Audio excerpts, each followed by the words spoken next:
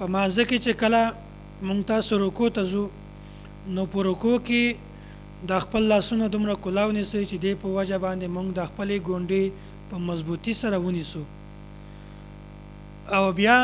په رکوع کې د انسان اعضا چې کومه دي مثلا سر یا داسې ملا او د ملا اخري حصه دا درې حصې داسې دي چې په رکوع وخت کې بالکل دا درې واړه بالکل سیده پکار دي چې نه سر زیات ټیټ وي او نه سر زیات اوچت وي بالکل دا درې واړه حصې چې کومه دي دا بالکل برابرې پکار دي او د رکوع په حالت کې د څنګلې او داسې زنګنونه دا هم بالکل سیده پکار دي چې بالکل سیده وي په دې کې خم نه وي په دې کې کږوالی نه وي ځکه چې حضرت انس رضی الله تعالی عنه ته نبی علیه الصلاة والسلام فرمایلی دي یا بنی اذا رکعت فزع کفیک علی رکبتیک کله چې ته رکوع کوې نو په رکوع کې دا دواړه لاسونه دا په خپلو ګونډو باندې کېده وفرج بین اصابعک او ته د خپل د لاس چې کومې ګوتې دي دا بالکل کلاو نیسه ورفع یدیک عن جنبیک او ته د لاسونه د څنګلې دا د خپل تسې نه لږ په فاصلې باندې نیسه نو نبی علیه الصلاة والسلام دلته حضرت انس رضی الله تعالی عنه ته دا حکم ورکړی ده چې کله ته لمونځ کوې رکوع کوې نو رکوع په دې ترتیب باندې ته کوه د رکوع په وخت کې پکار ده چې زموږ نظر دا بالکل د پښو په ځای باندې وي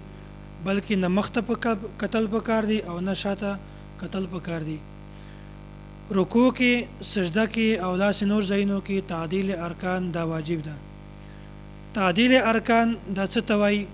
یعنی د اعضا داسې ساکنول چې په هغه وخت کې د انسان اعضا د یوه تسبیح مقدار یعنی سبحان ربی العظیم یا سبحان ربی الاعلی د دې مقدار د انسان اعضا چې کوم دي دا بالکل په ځای باندې ودرېږي دومره تعدیل ارکان دا واجب دي او که چا رکوع وکړله یا سجده وکړله او په دې کې دومره قرارواله نه راغی تعدیل ارکان لحاظ نه وکړه نو په دې وخت کې د انسان لمونځ هم نه کېږي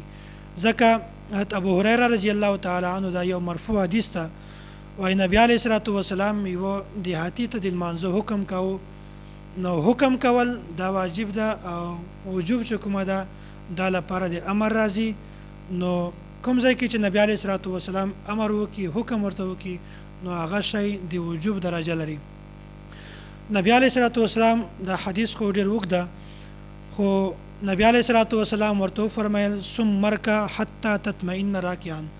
وایي ته په اطمینان سره خپل رکوع وکړه ثم ارفع حتی تعدل قائما او بیا ته د رکوع نه سر راوچت که تر دې حده پورې چې ته بالکل سیده ودرېږي ثم ارفع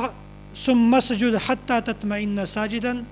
او بیا ته په اطمینان سره سجده وکړه ثم ارفع حتی تطمئن جالسا او بیا ته سر راوچت که تر دې حده پورې چې ته په اطمینان سره کښېنې او بیا نبی علیه الصلاة والسلام ورته وفرمیل ثم افعل ذلک فی صلاتک او بیا ته خپل لمونځ په دې طریقه باندې کوه نو په دې وخت کې نبی علیه الصلاة والسلام د تعدیل ارکان دومره لحاظ ساتلی ده چې یو اعرابي ته یې حکم کوو چې ته خپل لمونځ کوې نو په لمانځه کې د تعدیل ارکان لحاظ خامخا ساته او په رکوع کې تسبیحات د دې تعداد چې کومه ده داسې ده چې 3 وارې هم تاسو سبحان ربی العظیم ویلی شي او 15 وارې هم ویلی شي 7 وارې هم ویلی شي او دې نه زیات تاق تعداد په نسبت باندې تاسو په دې کې زیاتی هم کولی شي او کم نه کم مقدار که څوک یو هم په دې کې سبحان ربی العظیم وایي او د ده لمونځ کېږي خو په دې شرط باندې چې هغه د تعدیل ارکان لحاظ وساتي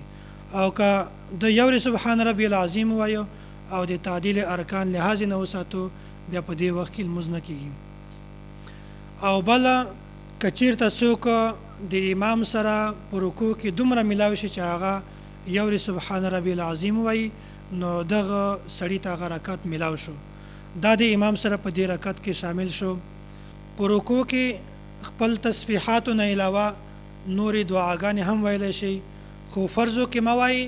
بلکې نفلي چې کوم منځونه دي په دا کې تاسو دا دعاګانې هم ویلی شي اوله دعا دا ده سبوح قدوس رب الملائکة والروح که چاته دا دعا یاد وي نو هغه پکار ده چې په رکوع کې سبحان ربي العظیم درې والا ویلو نه بعد د دې دعا اهتمام وکړي. او بل دعا ده اللهم لك ركعت وبك آمنت ولك أسلمت أنت ربي خشع لك سمعي وبصري ومخي وعظمي وعصبي وما استقلت به قدمي لله رب العالمين. که چاته دا دعا هم یاد وي نو د دې دعا ویلو دی هم اهتمام وکړي. او درمه دعا ده سبحان ذي الجبروت والملكوت والكبرياء والعظمه. دا والعظمه د ضا په زبر سره هم ویل کیږي او ضا په سکون سره هم ویل کیږي. نو کومو کسانو ته چې دا دعاګانې یاد وي نو هغه دی په مانځه کې د دې دعاګانو اهتمام کوي، ډېر زیات ثواب هم ده. او که چاته یاد نه وي نو هغه دی د یادولو کوشش وکړي. او بیا چې مونږ د رکوع نه پاسو نو په هغه وخت کې به مونږ وایو سمع الله لمن حمده. او بیا هغه نه بعد یو دا ربنا لك الحمد، او دینه بهتر دا ده ربنا ولك الحمد،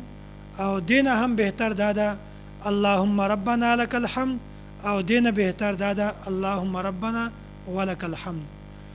که چیرته څوک منفرد وي په جمع سره مونځ نه کوي او ځان ته مونځ کوي نو هغه ته پکار ده چې سمع الله لمن حمده دا دې هم وایي، او ربنا لك الحمد یا ربنا ولك الحمد یا اللهم ربنا لك الحمد یا اللهم ربنا ولك الحمد. په دې کې چې کومه دعا دی هم وایي دا دې ووایي. او بیا که چیرته دا یو کس سمع الله لمن حمده او ربنا لك الحمد دا ووایي، که چیرته امام وي نو امام لپاره دا هم سنت ده چې هغه سمع الله لمن حمده نه بعد ربنا لك الحمد هم وایي. او بیا په دې دعا نه بعد که چاته دا دعا یاد وي نو دا دې هم وایي سمع الله لمن حمده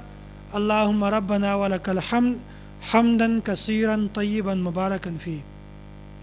او دې سره سره که چېرته دا دعا هم چاته یاد وي اللهم لك الحمد ملء السماء وملء الأرض وملء ما شئت من شيء بعد. نو پورا دعا دا سمع الله لمن حمده اللهم ربنا لك الحمد حمدا كثيرا طيبا مباركا فيه ملء السماء وملء الأرض وملء ما شئت من شيء بعد. استاد محترم متکلم اسلام حضرت مولانا محمد الياس گھمن حفظہ الله هغه بیانول چې ما د په نفل کې او په سنت منځو کې د ما معمول ده چې زه دا ټوله دعا وایم. او بیا داسې که امام